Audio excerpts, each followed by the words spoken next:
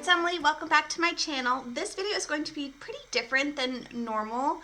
I am kind of setting this video up as my introduction for a series that I'm going to be doing on my channel, and it's something that I've really been doing a lot in my home.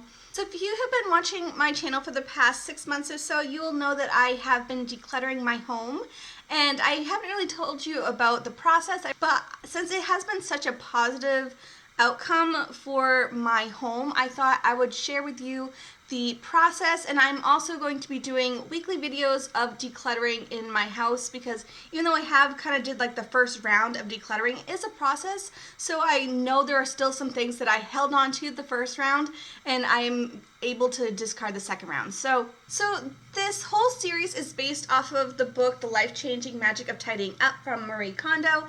She has created the KonMari method of decluttering and tidying up your home, which just makes sense once you read the book and once you start doing it. So starting the decluttering process is quite an ordeal. It's supposed to be a big life-changing event. She has a 100% success rate, which is amazing. So that's why it kind of intrigued me on doing this project. So how you declutter.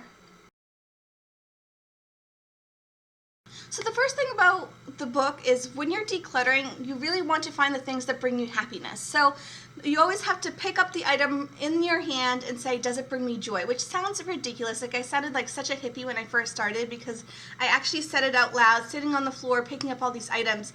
And it's kind of funny because things that I had held on to for a really long period of time weren't really making me happy. They were just something that I was so used to seeing in my life that I held on to it.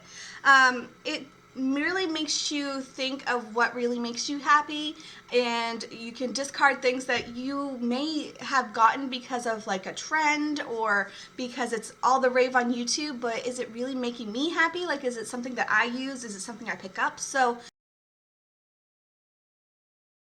first, you're supposed to start off with categories. She always suggests going with your closet first, because that is where you'd find the most success to make you motivated to continue doing other decluttering.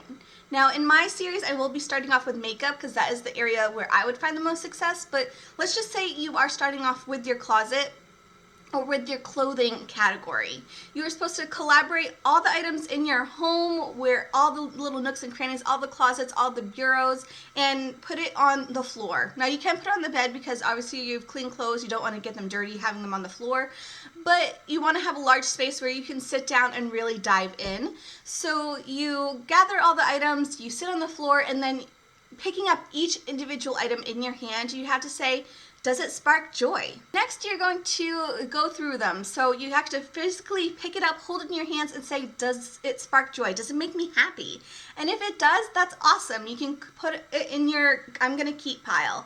If you pick up the next item and you're like, I don't really like the fit of it, the color's not right, it's not making you happy. You are wearing that item when you could be wearing the item that you really, really love. So go ahead and put that in the dispose of pile. Now, so some things may be a bit hard to dispose of, like gifts or sentimental items. Now, if it's a gift and it's something that you really don't love using, that's okay to get rid of that item, because the purpose of that item was for the person who gave it to you to be happy that they gave you a present. And you loved having that present, and you appreciated the thought, but if it's really not going to fit in your life, then it's okay to pass on to someone else or find a new home for it, because it's just holding up space in your life.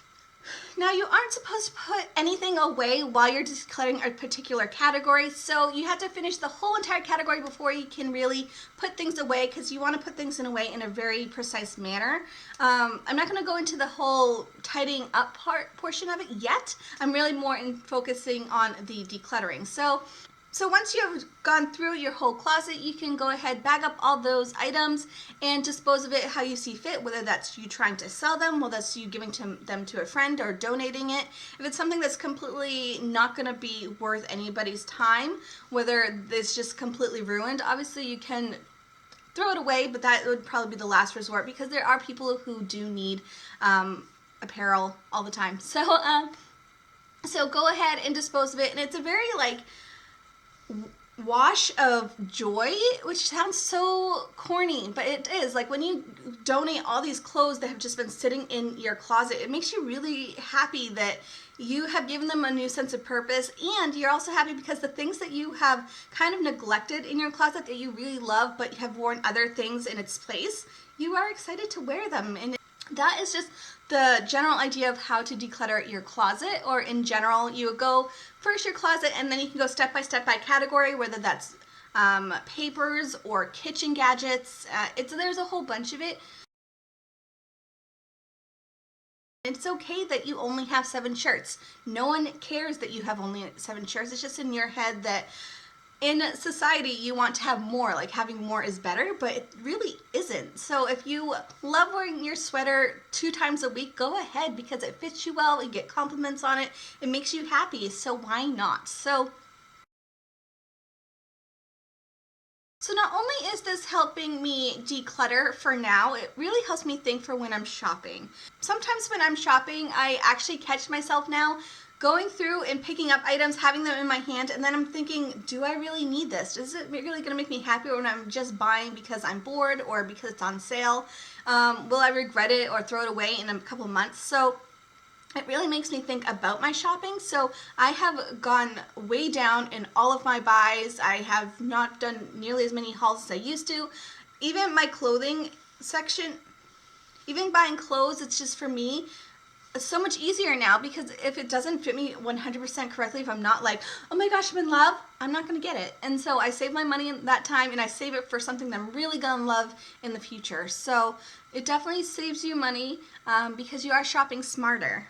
So that is just a little intro of how this book is developed and how you can declutter your home. This is definitely not a very in-depth review about the book or how to declutter, but I will be doing, again, weekly videos so you guys can see how I'm doing the process. You can see me doing it in real time, and that way you can have a better understanding of what this is and how I've been doing it, and it's just a really great experience. So even if you don't want to declutter your whole entire home, I do suggest at least learning these steps, because it is, I think, very helpful. So thank you so much for watching. Stay tuned for the intro for my makeup decluttering, and I will see you soon.